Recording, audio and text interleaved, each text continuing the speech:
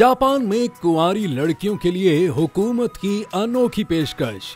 खवातीन को कितने $1000 मिलेंगे। जापानी हुकूमत ने गैर शादीशुदा लड़कियों के लिए अनोखी पेशकश मुतारिफ करा दी। जापानी मीडिया के मुताबिक कुंवारी खवातीन के लिए एक नए मंसूबे का आगाज किया गया है, जिसके मुताबिक हुकूमत खवातीन को टोक्यो शहर से देही इलाकों में शादी की तरगीब देगी, जिसका मकसद देही इलाकों में खवातीन की कम होती हुई तादाद में इजाफा करना है। इस इकदाम से जापान की हुकूमत को उम्मीद है कि नौजवान लड़कियों का तालीम या मुलाजमत के लिए टोक्यो में रिहाइश इख्तियार करने का रुझान कम होगा, जिसकी वजह से देही इलाकों में भी कुंवारे मर्दों को शादी के लिए दुल्हनें मिल सकेंगी।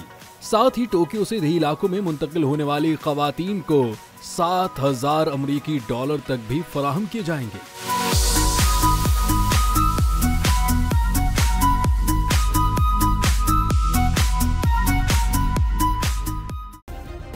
सब्सक्राइब करें और बेल दबाएं ताकि कोई खबर रह न जाए।